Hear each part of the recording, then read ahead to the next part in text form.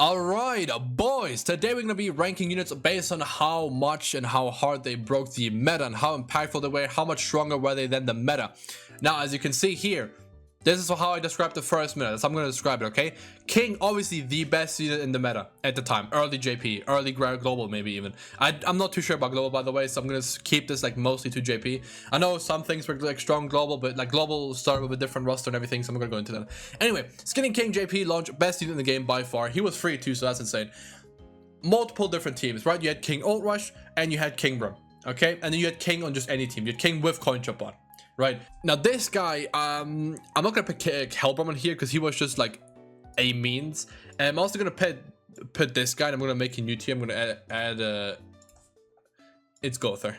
It's Gother because you can't really rank Gother, right? I feel like you can really rank Gother. Gother was a complementary unit to like most metas, metas until Purgatory Bond, I think, maybe like until Purgatory Bond. He was pretty much on every team, but I don't want to say that he was this broken. Like, obviously he was, but he was never the main star of the team. He would just like, he's like the engine of a car. He's not the car, but he's the reason that car goes crazy. Okay, get me? Right. So Blue King, Skinny King, very, very strong. Again, multiple different teams. Insane ultimate 6/6 if you're a whale and you bought him in the coin shop, which by the way people used to do, and it was crazy because they weren't on banners. You had to buy them. So if you wanted him 6/6, you need to use 30 coins on him, which was crazy because there was no coins. You just had to get the dupes and the way like dupes were and everything. Grand cost back then was just very different. Okay, so it wasn't the same as now.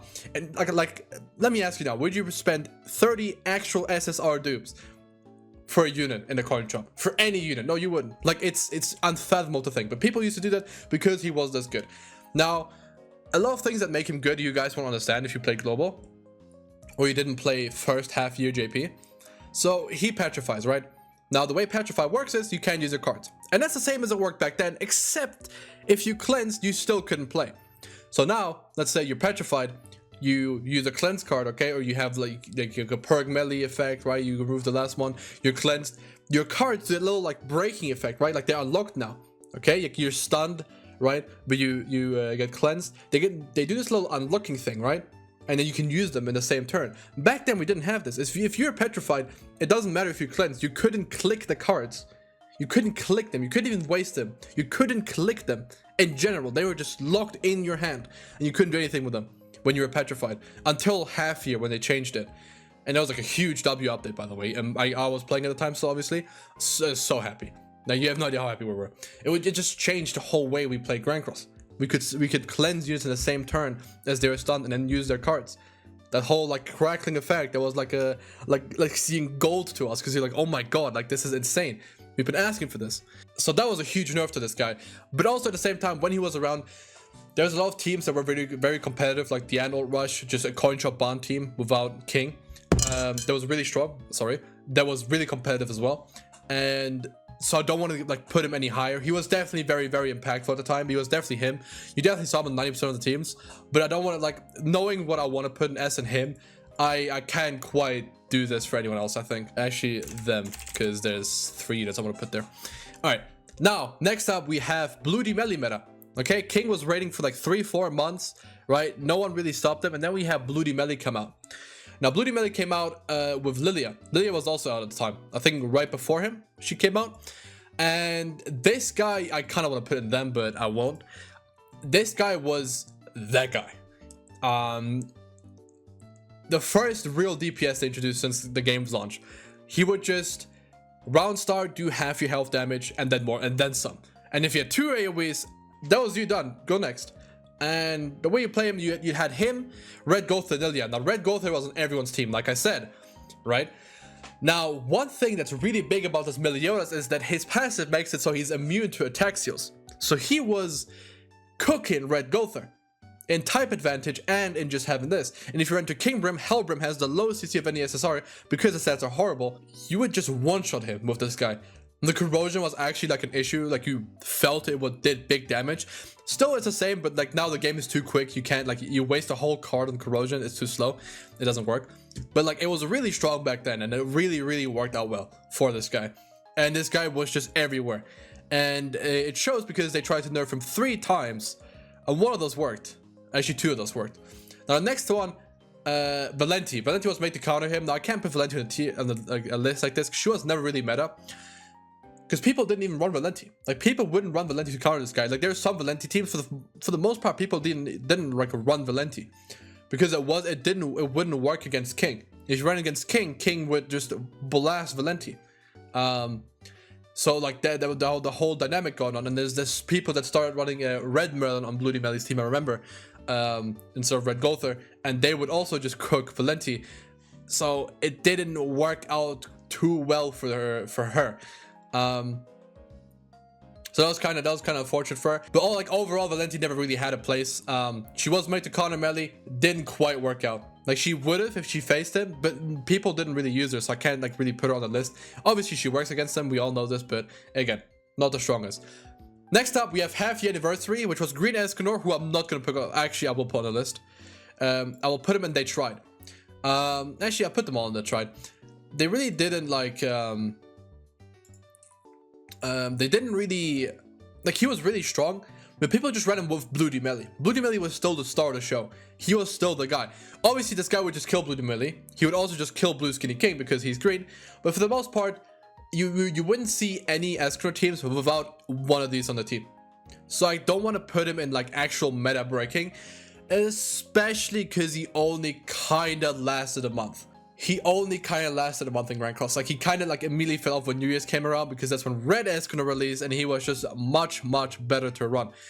This guy, we had Red Arthur at the time as well, just immediately shaped mono red. People immediately started like using mono red, and by far and away that was the best team you could run.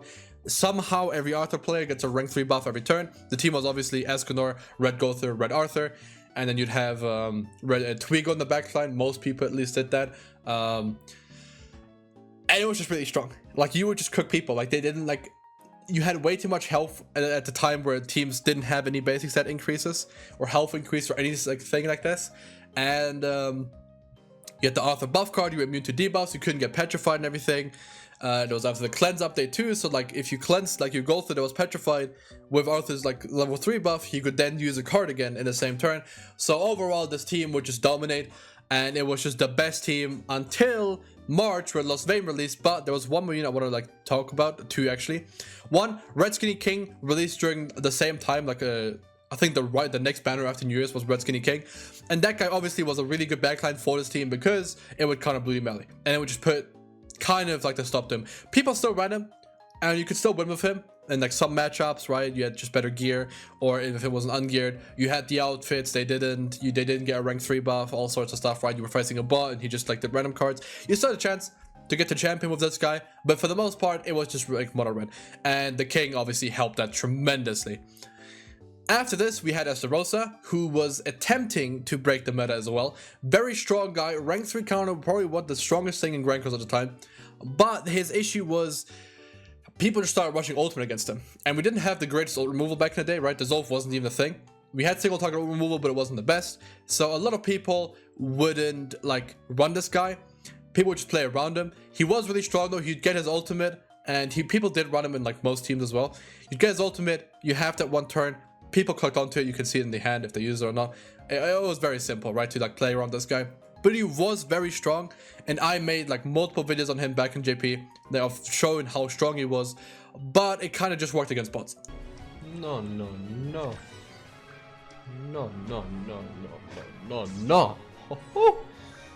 Turn 1? I'm so sorry.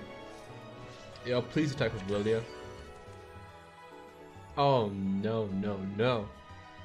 Yeah, this is a win. This is a win, dude. You start off with level 3 counter, it's a win. Against real players, they would just play around too well, so I don't want to put him on the list here. He didn't really cook like this. Now, next up, we have Lostvayne. Lostvayne was the guy. He was that guy, and he would just absolutely dominate the meta. You couldn't really do anything against him. He's them. He's he, him, he's they, them, he's that guy.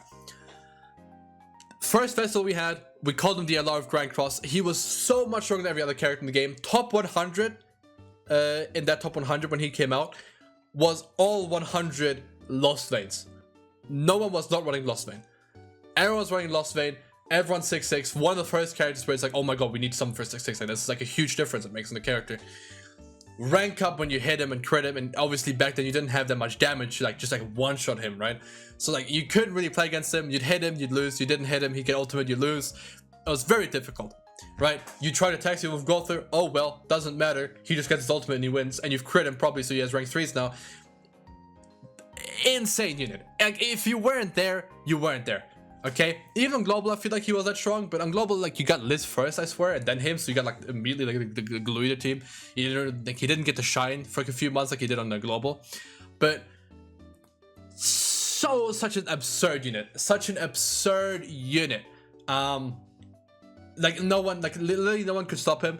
There's multiple different teams with him though, so when he released, a lot of people would just run like him, Lilia, Red Gowther, and the Green Merlin backline. Then people would run him, Red Escanor, Red Arthur, and then like Twigo backline. People would run him with Green Merlin frontline, and Red Gowther, and then Escanor backline for more CC, so you could go first. People would do all sorts of things.